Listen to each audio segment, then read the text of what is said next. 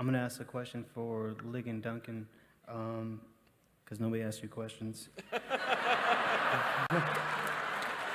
I'm the dumb one up here, you know, so it's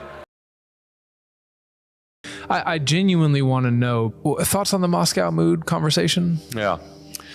I really loaded that up, didn't I? I think Yeah. Kevin did a service to us writing on that. I think Kevin realized that he was going to take a lot of incoming on that. He told me probably a month or two before he was ready to release that he was. Well, he doing brought it up at ETS. Remember, and, he was like, and gave me sort of an early draft of it. I think it's a good warning to send right now. I think there are some people in our culture today who are saying that this is the model of faithfulness: lob grenades, and I think it's really good for guys like Kevin, who himself, Kevin's got backbone. Right, Kevin is willing to speak into things that he knows are going to get people upset. He's down for the fight. He's down for it. But that doesn't mean that you are the most faithful when you are lobbing the most grenades indiscriminately in every direction. That's right. Yeah. And when you are doing clickbaity stuff on, it's one thing to LARP faithfulness and courage on social media. It's another thing to do it in real life.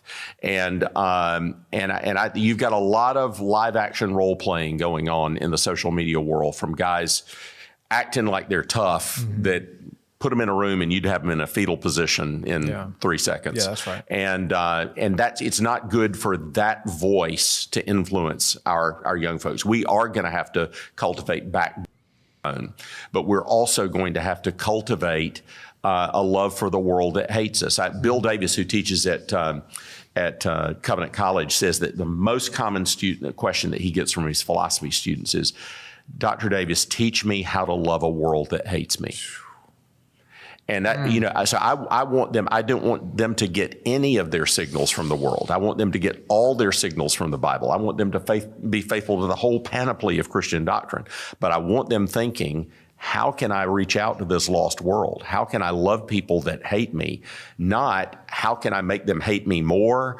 How can I demoralize and demean them with every word that I say? How can I drive them away from the gospel for the sake of branding and building my own tribe? And even wound my brothers and sisters along the way. Correct. Yeah. And so I think I really appreciate Kevin being willing to wade into that. And I think underneath that is it's not only a mood. There's a theological view of the church, of the gospel, of fidelity, and there are problems at each of those levels underneath that. I'm about to ask you about Big Eva, but because you are one of the patriarchs of it, I don't expect an honest answer from you. But let's just play this game, okay? Setting a low bar for me there.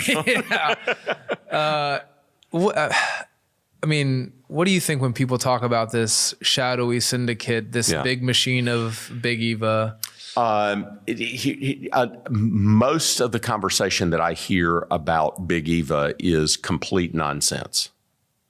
And it is funny. Some of the biggest critics of Big Eva, if there is a Big Eva, they're it.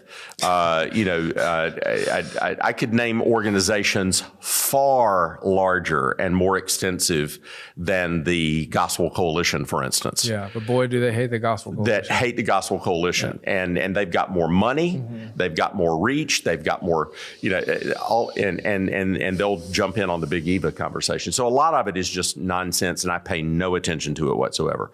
Now, have people been disappointed by leaders unwilling to take stands on important things? Sure, I'm sure that's happened. Yeah. Welcome to the fallen world. And I want us to be people of principle, and sometimes that means calling out people that we love and care about. But you can do that in such a way that is not. We have a culture in a part of evangelicalism right now that is desensitized to its own spirit of mocking and slander. And that kind of goes back to the Moscow mood thing again. Yeah. Mocking and slander is not a Christian way of dealing with anything. And so, many of those mockers and slanderers, I have no reason to even think they're Christians. Can I pause you right there?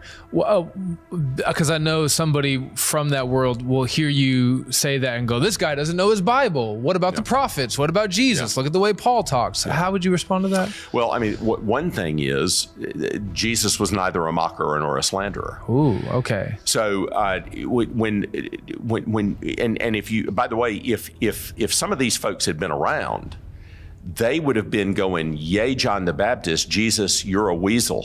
Whoa. John is preaching truth to power. Why don't you come out and say, why don't you go up to and say, Herod, you fox? Why don't you be like John? And I think one of the things the Bible teaches you is there are different.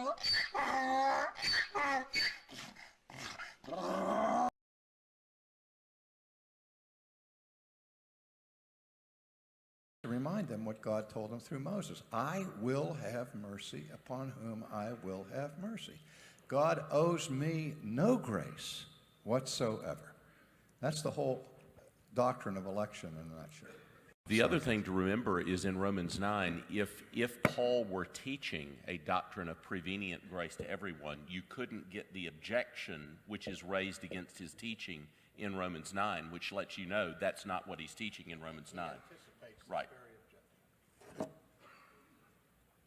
Okay. I'm going to ask a question for Ligon Duncan, because nobody asked you questions.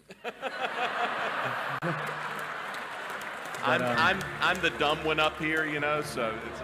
I'll give you